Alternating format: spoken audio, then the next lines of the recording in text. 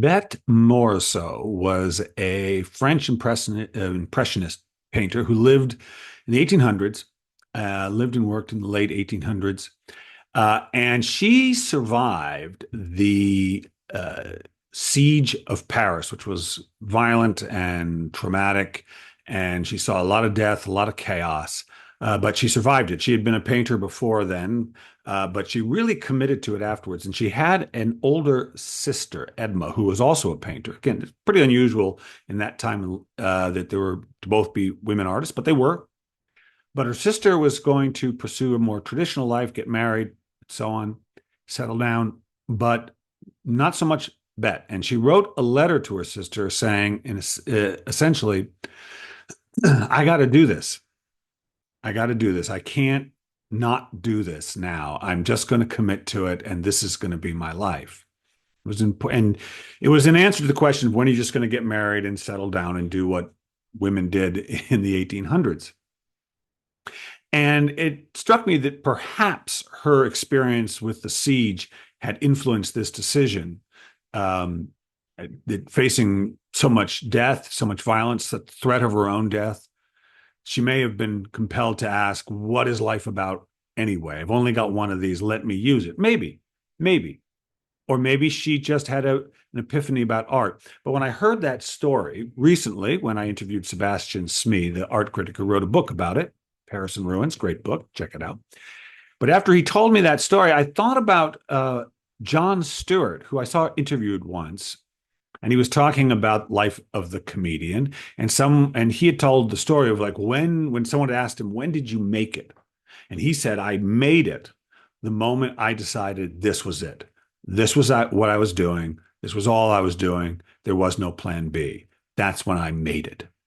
And I think that this mindset is pretty important for the artist because at some point, whatever you want for this, how much art is going to play a role in your life. Maybe just going to write one book, but maybe you want to make a career out of this. Like this is really where what you want to pursue. It does require a commitment before there is any other evidence.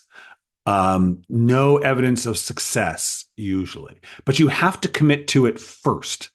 First, you commit to it, and then the rest follows. Yes, you will probably have been praised by some friends or teachers because you like to write, and compared to the people who aren't so interested in writing, you do a better job. But it's not enough, is it? It requires your commitment. I really think there can't be a plan B. It certainly wasn't for me, and for all the writers I know. First, there was the commitment, then there was the success. And it can feel a little perilous, can feel a little uncertain, which is why so many writers I've interviewed first had a career because they were afraid of that commitment with no guarantee of money, and then eventually came to it later on. But I would say this about the commitment that you have to make. Yes, it's true. You will not have any guaranteed external success, but the thing you can rely on, the thing uh, that is not unknown, is your love of the thing you're doing. That's what you're really committing to. You're saying, I love doing this.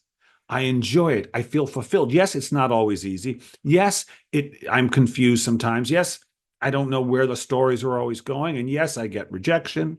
And yes, sometimes I don't like my own stuff, but overall, I like it. I like how I feel when I'm doing it. I like how alive I feel afterwards. That's what you're committing to. You're committing to that experience, that feeling. And if you let yourself commit to that, all the rest, the other stuff you think you need, maybe that you might think you need to commit, will come to you naturally. Yeah, that's how it works. Yes, indeed. Hey, listen, thanks for tuning in. As always, if you like it, subscribe. And if you want to leave me a comment, if you want to just say you like it, click that like button. Leave me a comment. I love to hear from you. So until next week, this is Bill Kenower. Stay fearless.